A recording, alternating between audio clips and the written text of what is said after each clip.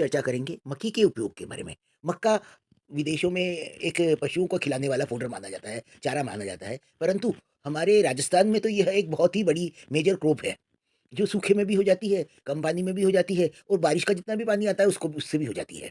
मतलब हमारे यहाँ पे होती ही कई जगह तो एक ही क्रॉप होती है और वो भी मक्का। कि किसान तो मक्का खा के ही ज़िंदा रहते हैं। इसको मैं आपको एक उदाहरण दूँगी। एक बार एक फ़ॉरेनर किसी गाँव में गया, उसको एक थाली में मक्की की रोटी के ऊपर सब्ज़ी रख के दी गई। तो उसने क्या किया, सब्ज़ी-सब्ज़ी तो खा ली और उसने कहा ये प्लेट ले लो। मतलब मक्की की रोटी इस तरह की है कि बहुत ही मतलब पौष्टिक होती है और प्लेट की तरह आपका पेट भर देती है। मक्की के अलग-अलग व्यंजन बनाए जाते हैं। इसमें सबसे बढ़िया चीज़ है दलिया। आप मक्की का दलिया बना लीजिए और उसमें थोड़ा-सा चवले की दाल, मक्की की घाट में चवले की दाल डाली जाती है, ताकि वो दोनों का पौष्टिक तत्व, दोनों की कॉम्बिनेशन बहुत बढ़िया बन जाए। इसलिए मक्की के दलिये में चवले की दाल डालिए, आप खाएँगे तो आप स्वादिष्ट मतलब फुरफुरी और बहुत ही स्वाद लगेगी। इसी प्रकार मक्की के दलिये में आप वो भी डाल सकते हैं, मूँग की दाल भी। उसमें हरी सब्जियाँ डाल कर के और बहुत ही अच्छी तरह से मक्की की जो है राब घाट बनाई जा सकती है। को हमारे यहाँ घाट कहते हैं। घाट का मतलब है वैराइटी, मतलब डिफरेंट थिंग ऑफ देन रोटी।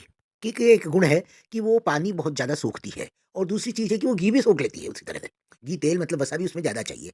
तो इसलिए जो है आप मक्की की बाटी बनाएँ, मतलब मक्की को आटा बना कर के उसको पानी में उबाल लें और उबालने के पश्चात उसे तेल में फ्राई करें। आप देखेंगे बहुत ही अच्छी स्वादिष्ट बाटी बनती है।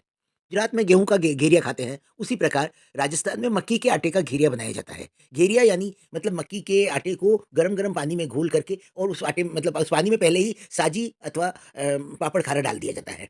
तो पापड़ खारे की वाली जो है वो सर्दी को भी फाड़ती है। मतलब अगर किसी को जुकाम हो, खाँसी हो तो उसको भी ठीक करती है और इंसान को सर्दी नहीं लगती, ठंडक नहीं लगती है। ये इस प्रकार का ख्यार है। हाजिया मतलब हाजी जो है इस प्रकार का ख्यार है, या पापड़ खारा वो इस प्रकार का ख्यार है कि वो शरीर में गर्मी देता है। ये सर्दी के मौसम में चाहे ढोकले बनाएँ, चाहे बाटी बनाएँ, चाहे रोटी बनाएँ, उसमें थोड़ा-सा पापड़ खारा नमक जितना ही पापड़ खारा मिला कर के खाएँ, तो बहुत ही स्वादिष्ट लगता है। घेरिया और खिचड़ी में भी बनाई जाती है। 100 ग्राम उबले हुए आलू में आप 100 ग्राम ही मक्की का आटा डाल करके और उसमें नमक, मिर्च, मसाला डाल के उसकी टिकिया बनाइए। स्वाद खाते रह जाएँगे आप। की टिकिया के साथ आप उसमें हरा पुदीना, धनिया भी मिला सकते हैं और साथ ही साथ लहसुन की चटनी।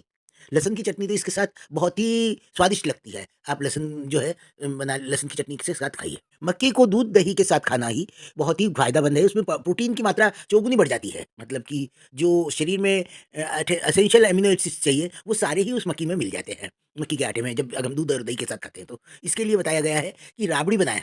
राबड़ी यानी थोड़ा आधा दलिया, आधा मक्की का आटा और दोनों को मिला करके, दोनों को लेकर के और छाछ में उबालें। अगर छाछ नहीं है तो आप तो ये करिए कि आटे को गर्म पानी में घोल लीजिए और हल्के से गुनगुने पानी में, और घोलने के पश्चात उसमें थोड़ी-सी छाछ डाल दीजिए और रात भर रख दीजिए। तो वो अपने आप में फर्मेंट हो जाएगा आटा और वो छाछ बन जाएगी उसका। तो इस प्रकार आप उसको फर्मेंटेशन से छाछ बना सकते हैं और बहुत ही अच्छी राब बन जाती है। आधा मक्की का आटा और आधे चावल की कणकी। चावल की कणी जो है वो लेकर के आप उसकी राब बनाइए, मक्की के आटे की, मतलब उसमें छाछ डाल दीजिए और छाछ लेकर के उसकी राब बनाइए। आप खाते ही रह जाएँगे, इतनी स्वादिष्ट बनेगी और पूरा प्रोटीन मिलेगा आपको। पिताजी डॉक्टर थे और वो तो वो बच्चों को, गाँव के बच्चों को कहा करते थे कि इस बच्चे को जो अगर 6 महीने का बच्चा हो गया है, तो उसको राबड़ी का पानी पिलाओ। मतलब कि जो राब बनाते हैं, छाछ और उसका ऊपर का पानी, गरम-गरम पानी जो है, उसको गुनगुना पानी पिलाएँ, तो वो बहुत ही उसको फ़ायदा करेगा। तो इसीलिए मक्की में पूर्ण प्रोटीन होता है। सर्दी-खाँसी ठीक कर देती है। उसकी तासीर गर्म होती है मक्की की तासीर, इसलिए ठंडे देशों के लिए तो वो वरदान है। वेद में मैं पढ़ रही थी कि जो मक्की का जो रोटी खाते हैं, उसको लीवर की प्रॉब्लम भी कम होती है और पेट के कीड़े भी सारे निकल जाते हैं।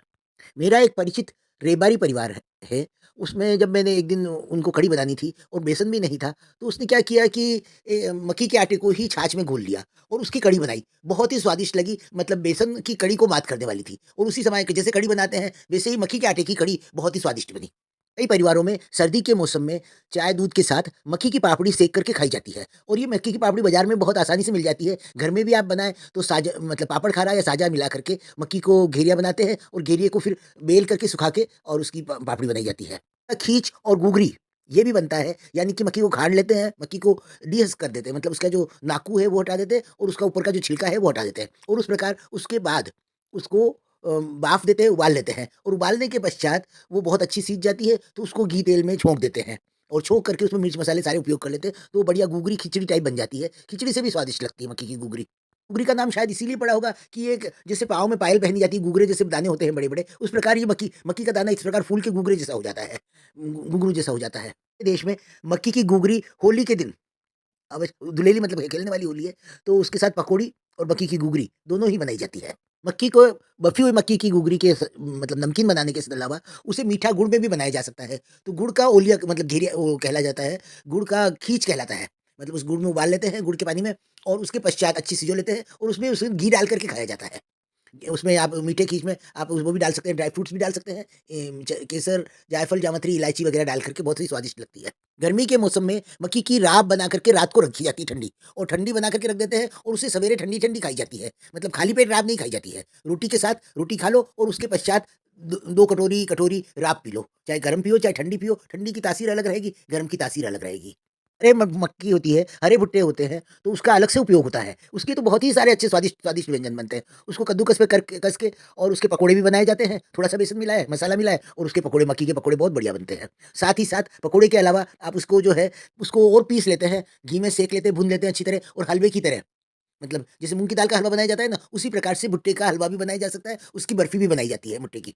भुट्टे की बर्फ़ी भी बहुत ही पौष्टिक और स्वादिष्ट होती है, उसमें खोया मावा भी डाला जाता है और साथ ही साथ घी भी पूरा पड़ता है। बारिश के मौसम में हरे भुट्टो को यूँ ही बाफ़ करके, उबाल करके भी खाए जाते हैं, सेंक करके भी खाए जाते हैं और जो नवरात्रि मतलब चैत्री नवरात्रि है उसमें चैत्री नहीं है, एक भाद्रपद की नवरात्रि है, उसमें तो मक्के का अलग से महत्व है। पंजाब में मक्की की रोटी और सरसों की साग खाई जाती है, क्योंकि आधी अनाज की समस्याएँ तो मक्की के उपयोग से ही ठीक हो सकती है, उनका हल निकल सकता है। इसलिए मेरा सबसे निवेदन है कि आप मक्की के अलग-अलग व्यंजन बना करके ट्राई करके खाइए। खाइए आप स्वादिष्ट पाइए और कोई कोई नुकसान नहीं करती। It is not an toxic मतलब there is no toxic effect in the maize. Bread butter भी बनाइए, आप देखेंगे बहुत ही स्वादिष्ट और अच्छे लगेंगे। Doughnuts and cake can be prepared from maize floor.